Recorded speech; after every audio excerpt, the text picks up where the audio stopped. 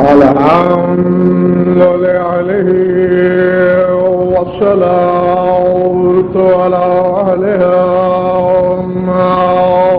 بعد فقد قال الله تبارك وتعالى في كتابه المجيد وقوله الحق آتاه كل شيء خلقه ثم هداه صلوات الله عليه.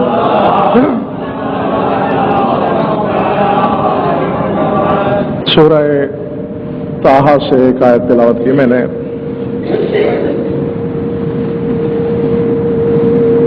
یاد ہوگا آپ حضرات کو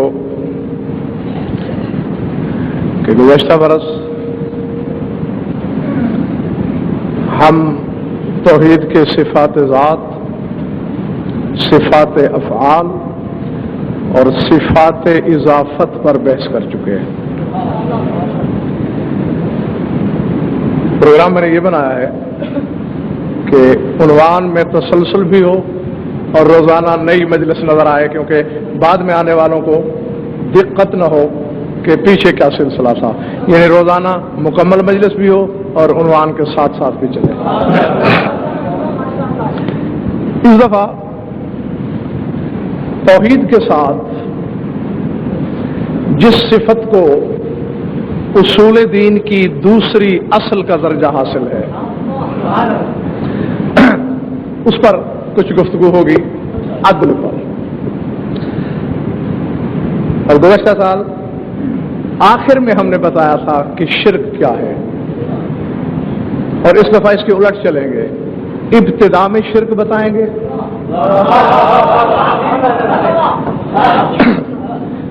کیونکہ آگے کا سفر بھی تو کرنا ہے نا. عدل بظاہر یعنی عامت الناس کو توحید اور عدل دو الگ الگ چیزیں نظر آتی ہیں. ایسا نہیں ہے. یوں سمجھ لیں کہ توحید کا ظاہر عدل ہے اور عدل کا باطن توحید ہے.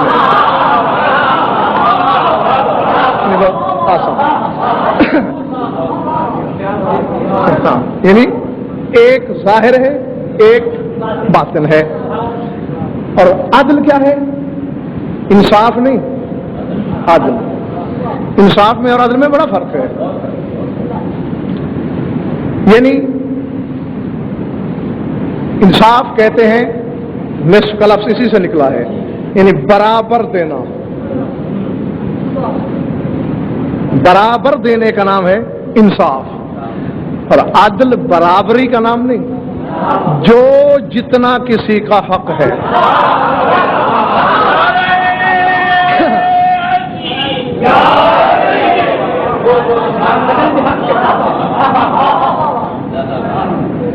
اور اسی ضمن میں یہ آیت جو میں نے تلاوت کی، ظاہر ایک تو قرآن، اور پھر یہ توحید کا نظریہ تصور ایک حجت خدا کی زبان میں. خدا بتا رہا ہے کہ فرعون نے جب موسیٰ سے پوچھا کس خدا کو منوانا چاہتے ہو تم، کون سا اللہ؟ تو خدا کہتا ہے ہم نے جو بات موسیٰ کے دل میں ڈالی کہ اسے ہمارا تعارف ان لفظوں میں کراؤ، تو وہ یہ ہے کہ اے فرعون اس اللہ کی بات کر رہا ہوں جس کی شان یہ ہے آتا کل شیء خلقہ ثم ہدی، جس نے ہر شے کو خلق نہیں کیا صرف، بلکہ ہر شے کو اس کی تخلیق عطا کی.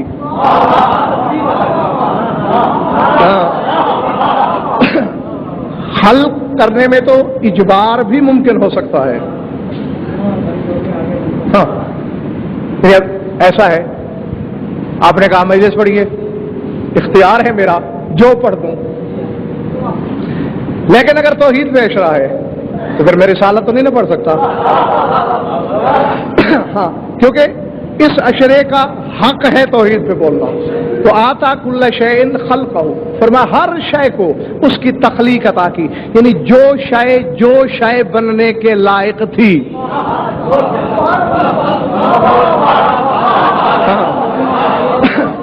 یعنی ہاں اللہ نے جبرن، میرے محترم سامعین، کہیں ایسا نہیں کیا کہ کہ کسی کو جبرن طاہر خلق کر دیا ہو، کسی کو جبر مشیت سے خبیث بنا دیا ہو، نہیں، جس کا حق خباثت تھا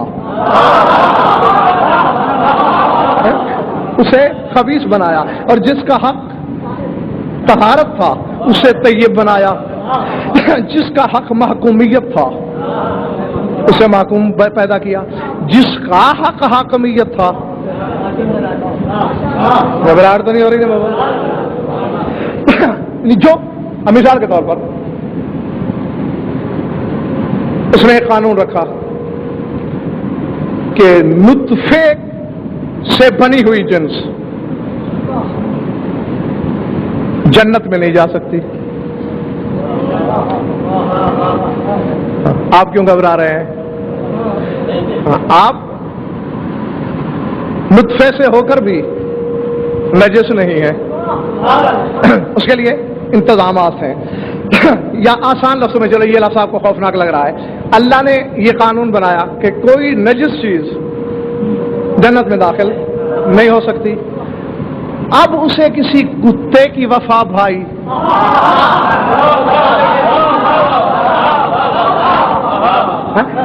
اب وفا کا صلہ نہ دینا بھی عدل کے خلاف تھا۔ بھائی ایک وفادار ہے، چاہے وہ کتا صحیح، لیکن اگر مالک سے وفا کی ہے، حالانکہ وفا اس نے اللہ سے نہیں کی، ہاں یہ نقطہ ہے قابل غور۔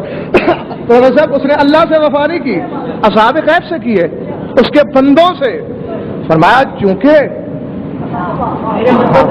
میرے بندے سے وفا کی ہے، جن کو میں پسند کرتا تھا، جن سے میں محبت کرتا، اسے وفا کی ہے، وفا کا صلہ دینا مجھ پہ واجب ہے، اور یہی تو میرا عدل ہے۔ لیکن نجاست جنت میں نہیں جا سکتی، تو اب کیا کیا؟ انسانی کھال کا انتظام کیا اس کے لیے،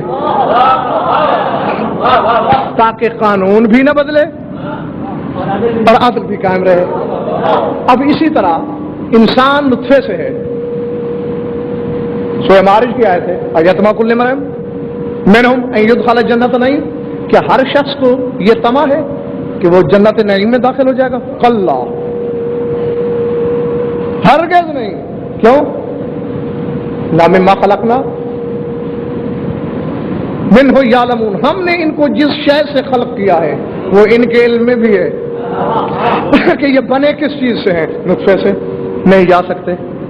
تو پالنے والا جب نطفے والا جنت میں جا ہی نہیں سکتا تھا تو یہ لالچ کیوں دیا کہ فلاں سے محبت کرو جنت دوں گا؟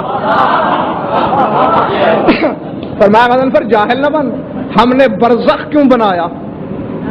اسی لیے تو بنایا کہ برزخ میں نطفے والا بدن ختم کریں گے، حقیقی اور طاہر بدن عطا کریں گے، طہارت کے ساتھ جنت چلا جائے گا۔ اب آپ دیکھ لیں، فرشتے جنت میں پھرتے ہیں یا نہیں؟ گھبرا تو نہیں رہنا؟ کیوں پھرتے ہیں؟ نطفے سے نہیں۔ حوریں بہشت میں رہتی ہیں یا نہیں؟ کیوں رہتی ہیں؟ نطفے سے نہیں۔ آدم خلق ہوتے ہی جنت میں مہمان بنائے گئے یا نہیں؟ نطفے سے نہ تھے۔ میں نے بات کہہ دی، میں نے جو کہنا تھا وہ میں کہہ گیا۔ پھر غور کریں، آدم یا آدم اس کو نن تو جو کل جنہ، اے آدم تو اور تیری بیوی دونوں ہو جاؤ، جنت میں ساکن ہو جاؤ، جنت میں مہمان بنو، یعنی فوراً ان کے لیے برزخ نہیں، کیونکہ نطفہ نہیں، نطفے کی کثافت نجاست نہ تھی جنت میں۔ تو جب قانون ہے نطفے والا بدن جنت میں نہیں جا سکتا، یا تو آج کے بعد انکار کر دو کہ رسول معراج پہ نہیں گئے اور معراج کی شب جنت کی سیر نہیں کی، اگر کی ہے تو آئندہ یہ ہذیان نہ بکنا کہ نطفے کی پیداوار ہے۔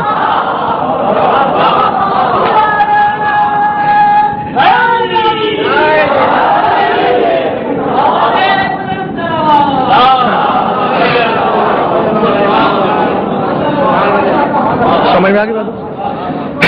یہ عدل ہے، جو شے جس قابل ہے اسے ویسا کیا جائے۔ اور آئیں، میں نے پہلے آپ کی خدمت میں عرض کیا کہ آغاز سے ہی گفتگو شرک پر ہوگی۔ اب اس کے جس طرح توحید کو نہ ماننا شرک ہے، عدل کو نہ ماننا بھی شرک ہے۔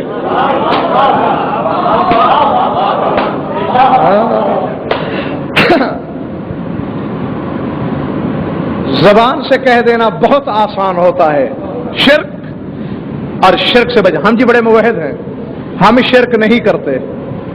ذرا دیکھیں تو صحیح, میرے خیال میں کروڑوں میں شاید ایک آدھ انسان نکل آئے جو شرک جلی نہ صحیح, شرک خفی کا مرتکب نہ ہو. قانون کیا ہے؟ جس چیز کو اللہ نے جہاں رکھا ہے راضی ہو جاؤ کہ یہ اسی جگہ کے لائق ہے. کیا بات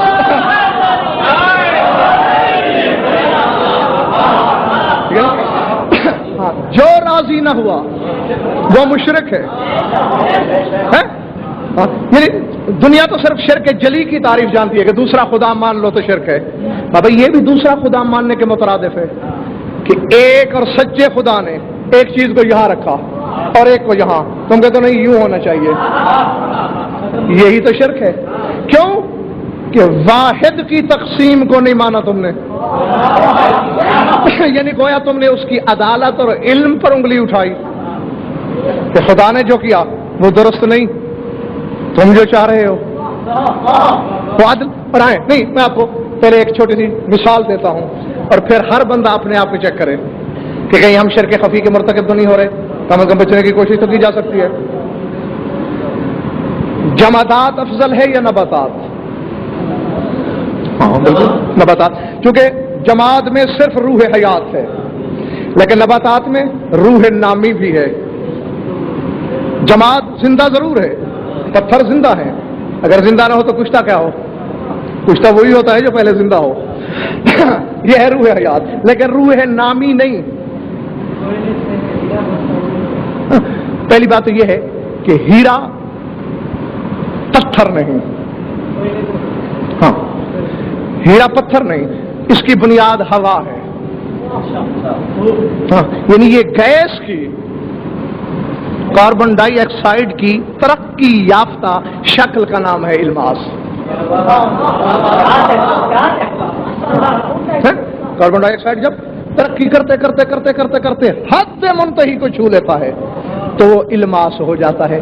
ہاں یہ پھر ایک یعنی حجریات پہ یا معدنیات پہ یا فلزات پہ کہ کوئی مجلس جب پڑھی جائے گی تو پھر اس میں آپ کو تفصیل سے جی نہیں, اس کو روح نامی نہیں کہیں گے, اس کا نام ہے روح تدریجی. ہاں یہ الگ بات. روح نامی جس میں نمو بڑھتے جانا بڑھتے جانا بڑھتے جانا, یعنی اب ہیرا جو ہے جو اتنا بن گیا ہے کان میں وہ 50 کھرب سال بعد بھی اتنا ہی رہے گا.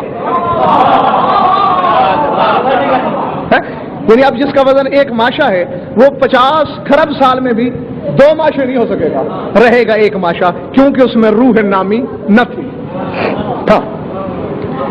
تو نباتات میں روح نامی ہے, بڑھنے والی روح اشجار میں.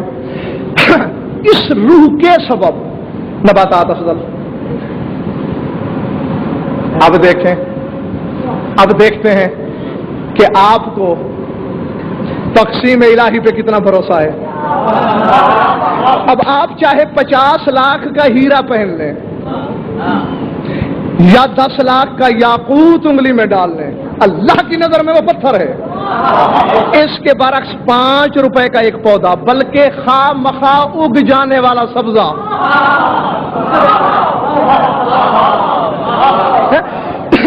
جو سبزہ خود بخود بارش ہوئی ہے خود بخود اگایا ہے, اس میں چونکہ روح نامی ہے. اب اللہ کے نزدیک وہ افضل ہے. اب میں دیکھوں نا کہ ایک نے آپ کا لان خراب کیا, آپ اس کو زیادہ سزا دیتے ہیں, یا ایک نے آپ کا 10 لاکھ کا یاقوت گم کر دیا اسے زیادہ سزا دیتے ہیں. ہونا تو یہ چاہیے تھی جس نے لان خراب کیا تھا اسے سزا زیادہ ملے کہ اعلیٰ روح کو خراب کیا, لیکن چونکہ آپ کے بازار میں بھاؤ اس کا زیادہ تھا تو آپ تقسیم الہی پہ راضی نہ ہوئے. یہ بھی شرک خفی کی ایک قسم ہے.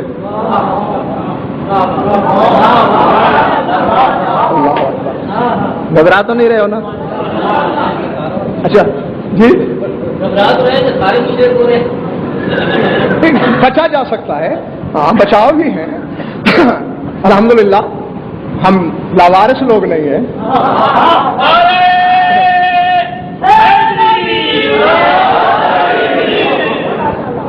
اچھا حضور، نباتات افضل یا حیوان؟ شاباش. کیوں؟ اب اس میں ایک روح اور زیادہ ہے. یعنی روح نامی تو تھا درخت میں بڑھنا، لیکن وہی جہاں ہے وہیں بڑھتا رہے گا، وہاں نہیں جا سکتا. جبکہ حیوان چل پھر سکتا ہے اپنی مرضی سے. اس میں ایک روح زائد. اب دیکھیں کہ آپ نے عدل کو کیا مانا. اب کسی کی گائے نے، بھینس نے، بکری نے آپ کا پودا چر لیا، لٹھ لے کے آپ پیچھے پڑ گئے، چمڑی ادھیڑ دی اس جانور کی، حالانکہ اس میں ایک روح کم تھی، اس میں زائد. کم روح والا رزق ہوتا ہے زائد روح والے کا.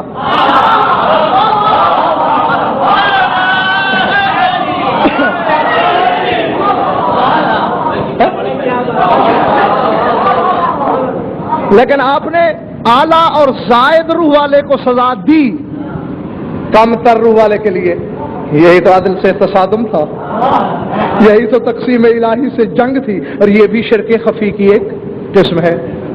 اچھا حضور، حیوان افضل یا انسان؟ دیکھیں ہم نے اس تقسیم کو کیسے مانا. اب ہمارا ایک پیارا سا گھوڑا تھا، بڑی محبت تھی ہمیں اس سے. ہم نے دیکھا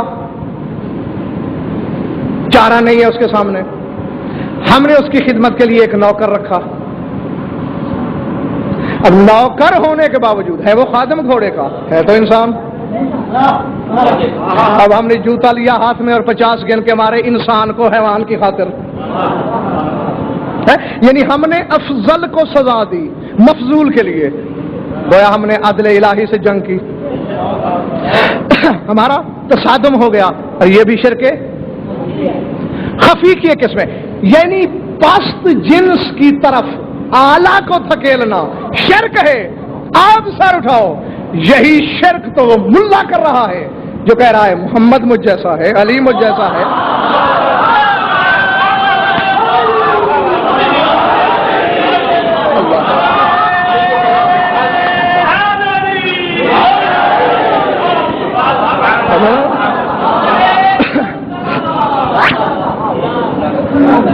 پتھر کو شجر جیسا سمجھنا شرک، شجر کو جانور جیسا سمجھنا شرک، جانور کو انسان جیسا سمجھنا شرک.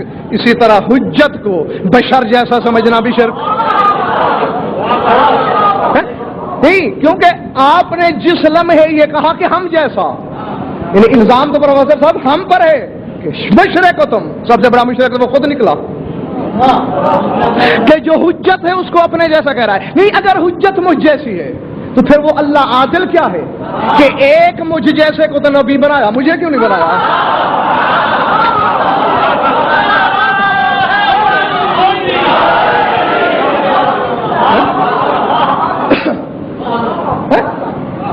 یہ مطالبہ ہم کر سکتے ہیں نا.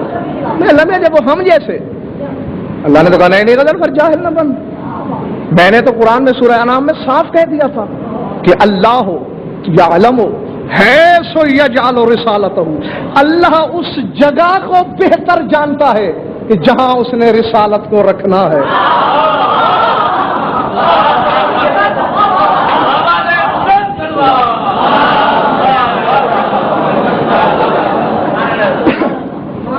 اب ہاں مدار تو نہیں ہے نا.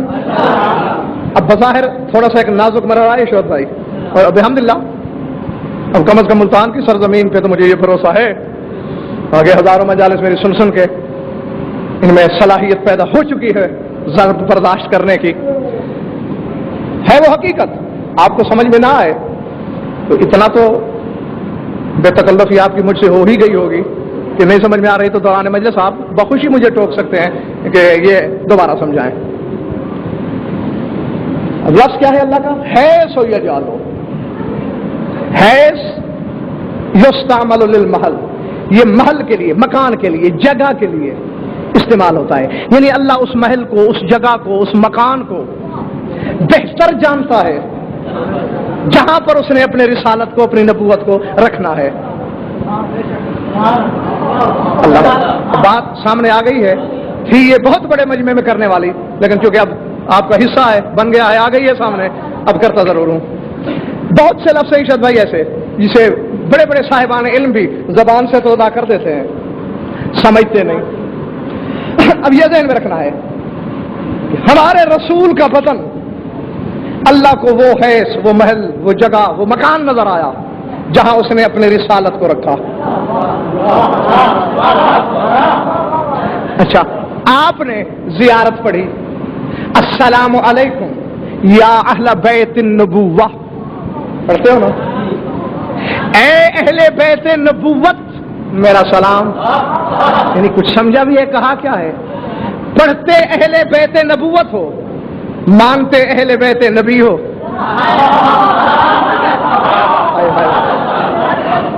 نہیں، میں چہرے دیکھ رہا ہوں، میرے سارے سامنے نہیں سمجھے بابا، بیت نبی اور ہے، بیت نبوت اور ہے۔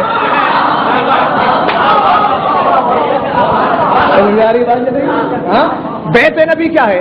مٹی سے، اینٹ کا، گارے کا، چونے کا، پتھر کا، لکڑی کا گھر، یہ ہے بیت نبی۔ اور جو محمد مصطفیٰ کا وطن ہے وہ ہے بیت نبوت۔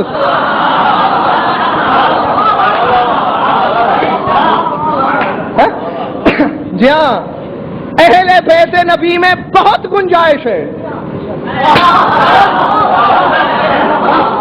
ہاں، اہل بیت نبی میں بڑی گنجائش ہے۔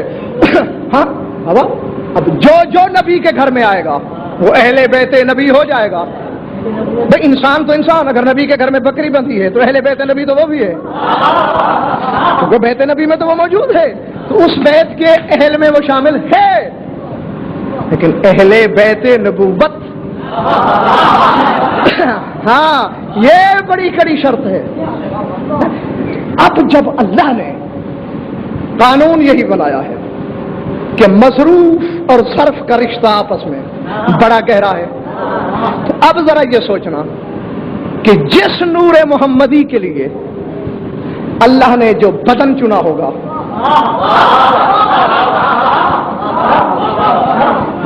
غور سے چاک کے فیصلہ آپ کو دینا ہے، وہ ظرف، وہ بدن کیسا ہونا چاہیے؟ بشری، ملکی، نبوی، عرشی؟ بابا اس کے لیے لفظ بدن بولنا بھی گناہ عظیم ہے۔ وہ بدن ہو کے بھی بدن نہیں، سمجھ میں آ رہی ہے بات؟ یہ نہیں، ہاں، وہ بدن ہوتے ہوئے بھی بدن نہیں، کیونکہ اس میں نور محمد کو رکھنا ہے۔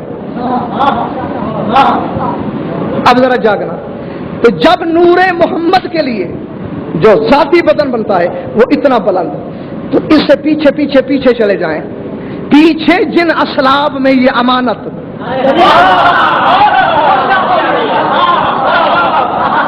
آئی ہوگی، اس محلے نور محمدی کے ایمان میں شک کرنا شرک نہیں تو اور کیا ہے؟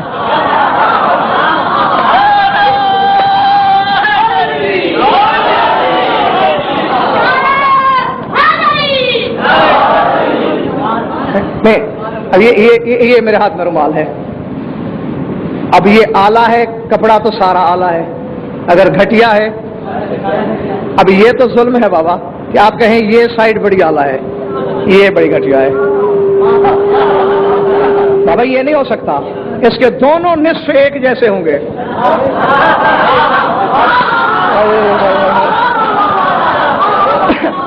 ایک نصف کو اعلیٰ اور دوسرے کو ادنا مانا نہیں، عدل سے جنگ ہوئی نہیں، شرک ہوا نہیں۔ اب جہاں بھی اللہ اس نور کو تقسیم کرے گا، اللہ اکبر،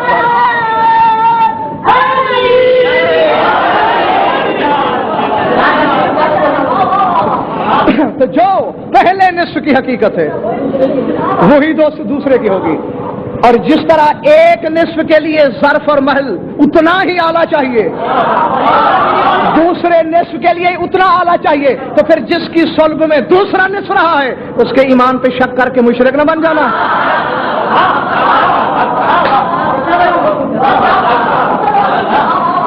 گھبرا تو نہیں گے میرے دوست؟ آتا کل شیء خلقہ ثم ہدی، ہر شے کو اللہ نے اس کی خلقت عطا کی، وہ جس لائق تھی شے، ہاں جو اس کا بسم اللہ استحقاق تھا وہی بخشا۔ اب دیکھیں، ایک محلہ آپ نے دیکھا 50 ارب روپے کی لاگت سے بنا، اور جو کعبۃ اللہ کا کوٹھا ہے 50,000 بھی شاید میرا تخمینہ زیادہ ہے اس کے لیے، اس سے بھی کم پیسوں میں بن سکتا ہے، لیکن 50 ارب کے محل کی دیوار کو چومنا شرک اور کعبے کو سجدہ نہ کرنا شرک۔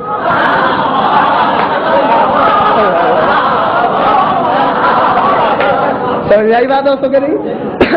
بظاہر جو 50,000 کی لاگت میں بھی نہیں بنا، اسے اس نے کہا بیتی، میرا گھر۔ اب جاگنا ذرا، اگر ہمیں اللہ یہ نہ بتاتا کہ یہ بیتی یہ میرا گھر ہے، اور ایک طرف ہم ایک محل کو دیکھتے پھر کعبۃ اللہ کو، اور پھر ہم سے پوچھا جاتا کہ اس میں سے میرا گھر کون سا ہونا چاہیے، تو کیا ہم محل کی طرف انگلی نہ اٹھاتے کہ تیرا گھر یہ ہونا چاہیے؟ لیکن اس نے انگلی اٹھائی کعبہ کی طرف، جو بظاہر ایک سیدھا سادہ کمرہ ہے، بالکل ایک عام سا کوٹھا۔ تو معلوم ہوتا ہے کسی بھی شے کے ظاہر کو دیکھ کے فیصلہ نہیں کرنا۔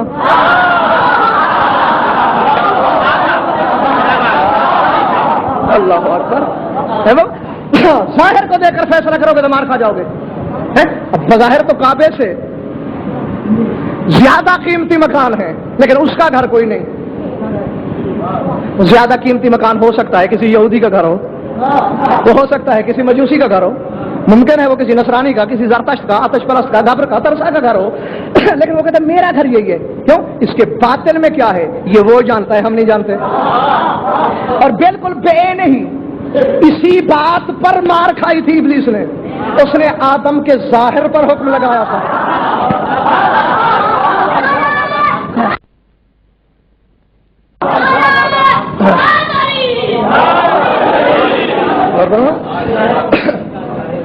آدم کے ظاہر کو دیکھ کر کہا، اور اللہ نے ظاہر کو نہیں، اس نے امتحان ہی یہی لیا کہ اس کے باطن میں کیا، نفخت فیہ من روحی ہے نہیں۔ اگر یہی عشرت بھائی والا اشرا آپ کو یاد ہے تو میں پوری شرح بست اور تفصیل سے آپ کو بتا چکا ہوں کہ وہ اللہ کی روح کون ہے۔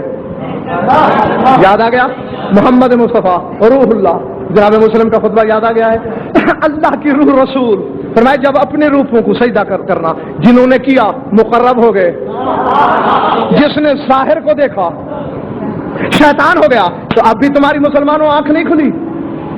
جس کے پردے میں رسول تھا اس کو نہ جھکنے والا تو شیطان، جو خود محمد کو دیکھ کر اپنے جیسا کہے۔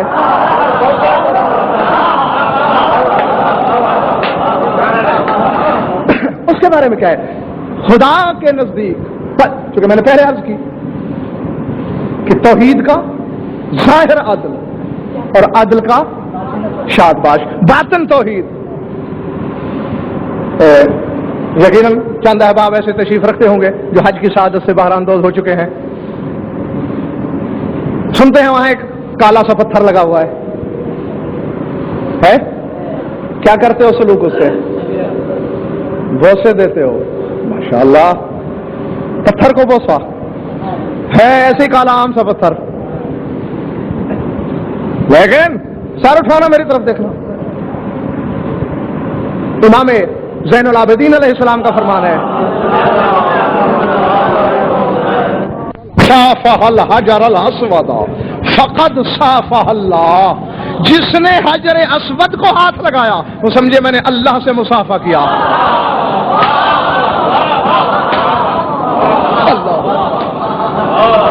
اور فرمایا آپ نے یہ نہیں، حالانکہ اس حجر اسود کا نام حجر اللہ نہیں،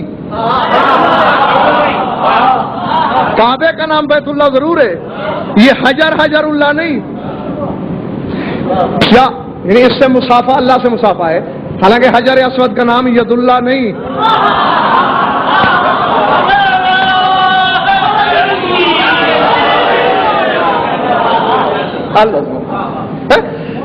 تو جب حجر اسود سے ہاتھ ملانا ایسے ہے جیسے اللہ سے، تو ید اللہ سے ہاتھ ملانا کیسا ہوگا؟ ہاں، اب جو حجر اسود کو یوں دیکھے تندی نظر سے مشرک، تو اسی طرح ید اللہ کی تاثیر میں شک کرنے والا. ہاں اسی طرح میں نے آپ کو پیچھے کی طرف لے کے جانا ہے، اور پھر آخری مجلس میں آپ کو نظر آئے گی کہ در حقیقت توحید ہے کیا، ہم کیا سمجھ رہے ہیں. حجر اسود جو جانتے ہیں جانتے، جو نہیں جانتے جان لو. کانا ملکن من عظماء الملائکہ، یہ ایک عظیم ملک تھا، فرشتہ تھا. حجر اسود فرشتہ. جب روحوں سے اللہ نے اقرار لیا، سارا کچھ لکھا گیا، وعد و پیمان معاہدے لکھ کے اللہ نے اسے حکم دیا کہ اسے نگل لے. اس فرشتے نے نگل لیا. پھر اللہ نے کہا کن حجرن، پتھر ہو جا. پتھر ہو گیا. جب آدم نے کعبے کی تعمیر کی، جبریل اسے لایا اور آدم کے ہاتھوں نصب کروایا. وہ اب اس لیے حکم ہے بوسہ دو، ہاتھ مس کر کے اس کے سامنے اقرار شہادت توحید و نبوت و ولایت کرو اور اسے کہو گواہ رہی ہو میں نے وہاں میثاق میں جو اقرار کیے تھے وہ مجھے بھولے نہیں ہیں. وہ آج بھی یاد ہے اور تم نے گواہی دینا ہے. نہیں میں نے بات کہہ دی. آپ شاید گرمی کی وجہ سے تھکے ہوئے تھے. ایک فرشتہ جو کل فرشتہ تھا آج پتھر ہے. اللہ جانے اس وقت تک کتنے خرب ضربے خرب انسان اس کو ہاتھ لگا لگا کے اپنے ایمان کا شاہد بنا چکے ہیں. یہ تو قیامت کے دن کسی کا چہرہ نہیں بھولے گا کہ یہ آیا تھا یا نہیں آیا تھا.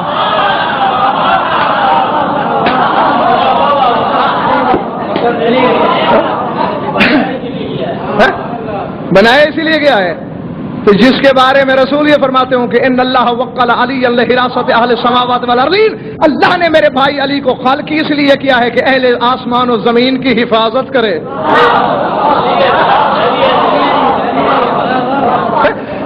تو پھر علی سے چہرے کیسے پوشیدہ رہ سکتے ہیں کہ کس نے استغاثہ کیا، کس نے نہیں کیا، کس نے آواز دی، کس نے نہیں دی. اچھا اب ذرا جب تمہیں پتہ چل گیا کہ یہ حجر اسود فرشتہ تھا، اب اسے پتھر کہہ کے بتاؤ. جب نہیں تھا پتا تو معافی تھی. اب جب سن لیا کہ یہ ملک تھا، کسی پتھر سے مثال دو، مشرک ہو جاؤ گے. فرشتہ جس کی جنس کئی درجے پست ہے محمد والے محمد سے، وہ اپنی جنس سے کئی درجے پست ہو کے پتھر کا روپ دھارے تو پتھر نہیں، اور اعلیٰ جنس اگر بشر کا روپ دھارے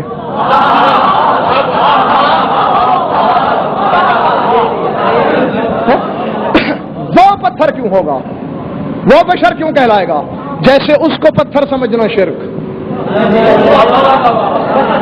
ایسے اس کو بشر کہنا شرک. ہم کر رہے ہیں شرک.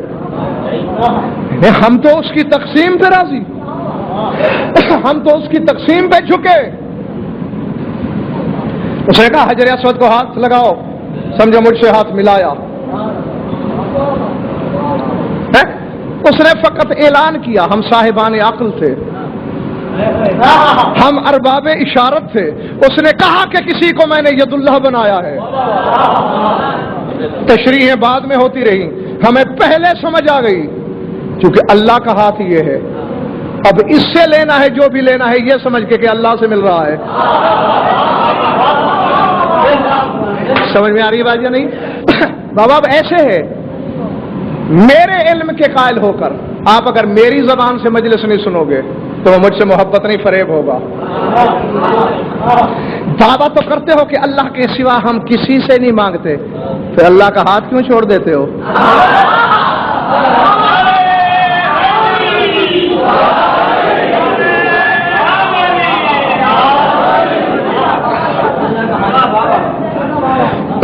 جس نے بھی چھوڑا، ہاں بس میں سمیٹنے لگا ہوں، ذہن میں رکھنا یہ پھر اسی روشنی میں ہم نے آگے سفر کرنے ہیں. رحمانی توحید کا صحیح تصور دینا ہے کہ شیطانی توحید ہمارے بارے میں نہیں، ہاں جو رحمان کی توحید ہے جو وہ ہمیں دینا چاہتا ہے ہم تو وہ اپنائیں گے۔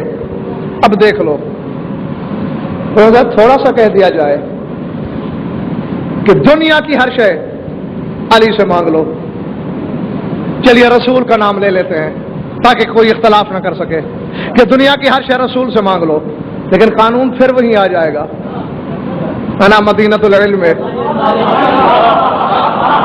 کیونکہ شہر میں براہ راست رسائی نہیں ہوتی جب تک دروازے سے نہ گزر لیا جائے، ہاں اس لیے مجبوراً ہمیں نام لینا پڑتا ہے دروازے کا کہ ہر شے اس سے مانگ لو، یہ شرک ہے۔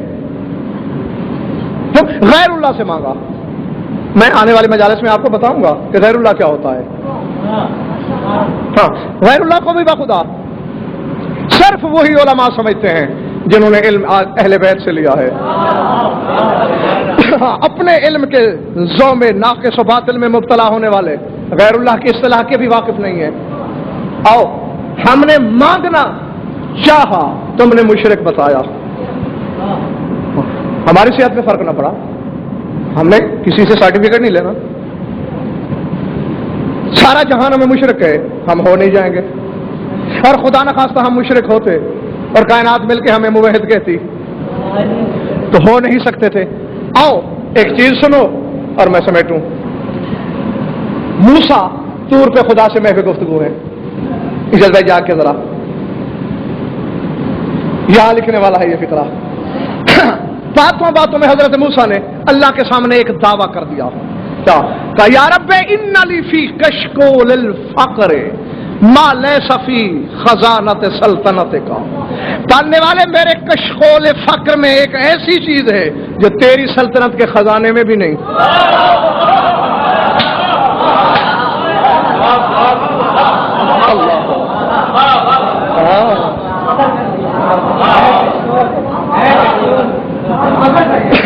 اب اللہ میں نے تو نہیں پڑھا کہ اللہ نے کہہ دیا ہو مشرک ہو گئے ہو، بلکہ مشرک اعظم ہو گئے ہو کہ وہ دعویٰ کرنے لگے ہو کہ تمہارے پاس وہ چیز ہے جو میرے پاس نہیں۔ ان لی فی کشکول الفقر، میری فقیری کے کشکول میں وہ چیز ہے، ما لیس فی خزانت سلطنتک، جو تیری سلطنت کے خزانہ میں نہیں۔ قال ما هو یا موسیٰ، موسیٰ وہ کیا ہے؟ سجدے میں گرا، قال مثلو کا موجود لی و مثلو کا مفقود لکا، پالنے والے میرے لیے تجھ جیسا ہے، تیرے لیے تجھ جیسا کوئی نہیں۔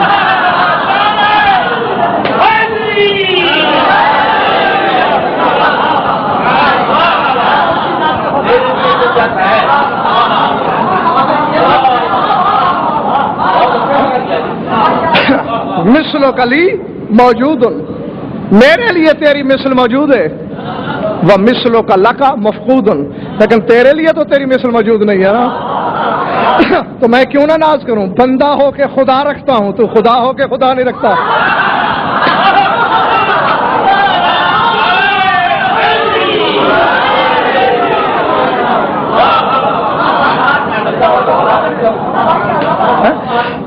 ہاں بس خوش رہو، آباد رہو، سوچتے رہنا یہ دعویٰ ایک جزوی حجت کا ہے، جسے حجیت کی تقسیم میں بھی عادل برحق نے اہل بیت سے 5 زینے نیچے کھڑا کیا ہے۔ وہ تو کہتا ہے کہ تو میرے کشکول فخر میں ہے، تیرے لیے تجھ جیسا نہیں، اور جو ذات ممبر سے بیٹھ کے یہ دعویٰ کرے کہ لو کشف الغطاء لمزدت، تو یقیناً کہ خالق و مخلوق کے مابین جتنے حجاب ہیں یہ اگر ہٹا بھی دیے جائیں تو علی کے یقین میں ناخن بھر اضافہ نہیں ہوگا، اگر وہ خدا کو اپنے دامن میں رکھتے ہوئے ید اللہ طاقت کے بل پہ یہ کہے زمینیں میں نے بنائی، آسمان میں نے بنائے، رزق میں نے بانٹا، نوح کی کشتی جبل جودی تک میں لے گیا، موسیٰ کو طور پہ جلوہ میں نے دکھایا، یا شرک کا فتویٰ ادھر لگاؤ یا موحد ہونے کا اقرار ادھر کرو۔ کیوں کہ شرک وہاں ہے کہ جب اس کی تقسیم کو نہ مانا جائے، جس نے اس کی تقسیم مان لی وہ مشرک نہیں بلکہ موحد ہے۔ اور آؤ کسی مجلس میں اس پر تھوڑی سی ضمنی بحث ہو جائے گی انشاءاللہ، لیکن یہ سب بحث نہیں ہو سکتی. یہ بھی اس عادل حقیقی کا فیصلہ ہے کہ جہنم کتنی خوفناک چیز ہے. دوزخ نام آتے ہوئے رونگٹے کھڑے ہو جاتے ہیں. فرمایا کائنات کے سمندروں کا، دریاؤں کا، چشموں کا، نہروں کا، بارشوں کا پانی جمع کیا جائے، کائنات کا، جہنم کی ایک چنگاری نہیں بجھ سکتی.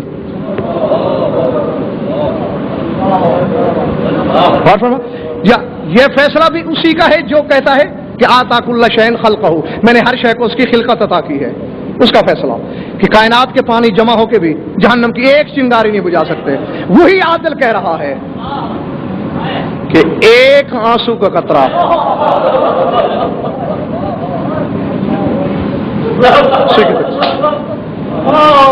اللہ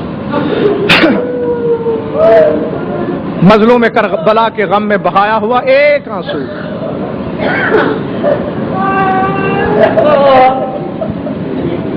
جہنم کی آگ بجھانے کے لیے کافی. العظمۃ للہ. تفصیل کی ضرورت ہی نہیں، کیونکہ جس دل میں تربت ہوا کرتی ہے سلطان کربلا کی، وہ رونے کے لیے لمبے چوڑے مضامین کے حاجت مند نہیں ہوتے.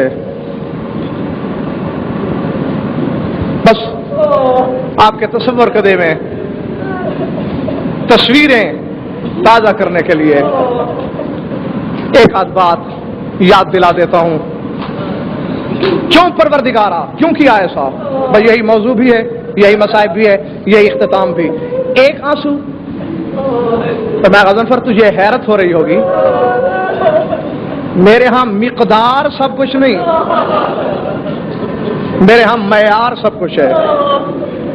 تو پالنے والے آخر اس آنسو کو معیار کہا. پہلے یہ دیکھ یہ آنسو بہا کس کے لیے؟ پالنے والے حسین کے لیے. کہا آپ ذرا میدان کربلا کی طرف نظر کر. اللہ اکبر. ابھی تو اتنی دیر سے اپنے سامعین کو یہی تو بتا رہا تھا کہ جو میرا ہاتھ ہو، جو میری حجت کبریٰ ہو، جو میری کبریائی کا عکس ہو، وہ کیا نہیں کر سکتا تھا؟ یہ اس کا جگر نہیں کہ شبیہ پیغمبر کے جگر میں برچھی دیکھے؟ یہ اس کا کلیجہ نہیں کہ حلقوں میں اصغر میں تیر ترازو دیکھے؟ یہ اسی کا ضبط نہیں کہ عباس کے کٹے ہوئے بازو دیکھے؟ العظمۃ للہ. یہ اسی کا حوصلہ نہیں کہ کربلا سے شام تک زینب جیسی بہن کو بے ردا دیکھے؟ العظمۃ للہ. بس میں آخری جملہ کہنے لگا ہوں، لیکن اس یقین کے ساتھ جن کو سمجھ میں آ گئی بات، زندگی کے جس موڑ پہ جہاں بیٹھے ہوئے یاد آئے گی، انشاءاللہ آنسوؤں کی عبادت وہاں بھی ہو جایا کرے گی.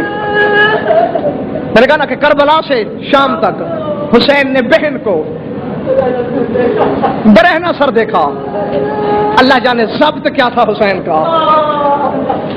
سید سجاد سے پوچھا گیا، مولا آپ کے بابا کا سر نو کے سینہ پہ تھا، آپ کی صاحب تطہیر پھوپھی بے ردا تھی، کیا اس منظر پر کہیں حسین کے سر سے آنسو بھی نکلے؟ کہیں تیرے بابا مظلوم کا سر رویا بھی؟ العظمۃ للہ. کہا میرے بابا کو صبر سجدے کرتا ہے، میری پشت پہ تاریخ کربلا لکھی جاتی رہی، میرے بابا نہیں روئے. میرے باکر کے تماشے لگتے رہے، میرے بابا نہیں روئے. اللہ اکبر. شمرلین شام کے سفر میں کئی بار سکینہ کو تماچے مارتا رہا. العظمۃ للہ. میرے بابا نہیں روئے، لیکن ایک موقع سجاد فرماتے ہیں ایسا آیا جب میرے بابا مظلوم کے سر سے بھی آنسوؤں کی جھڑی لگ گئی. کب؟ جب حکم ملا کہ 5 لاکھ تماشائی کے مجمع میں علی کی بیٹی کو بے ردا گزرنا ہوگا. اب رونے والا خدا گواہ ہے، جو کتاب کے جملے ہیں میں نے اگر پڑھ دیے تو تمہارے جگر پھٹ جائیں گے، کلیجہ شک ہو جائے گا. اب اللہ جانے وہاں کیا منظر تھا کہ اچانک علی کی بیٹی نے طلب کے حسین کے نیزے کی طرف دیکھا. کہا سارا سفر قرآن پڑھتے رہے ہو اور جہاں بدماش زینب کا تماشا دیکھنے آئے ہیں. وہاں قرآن کی تلاوت کیوں بند کر دی ہے؟ یہاں قرآن پڑھو میرا تماشا نہ بنے. کہتے وہاں میرے بابا کا سر زار زار رویا. وَسَيَعْلَمُ الَّذِينَ ظَلَمُوا.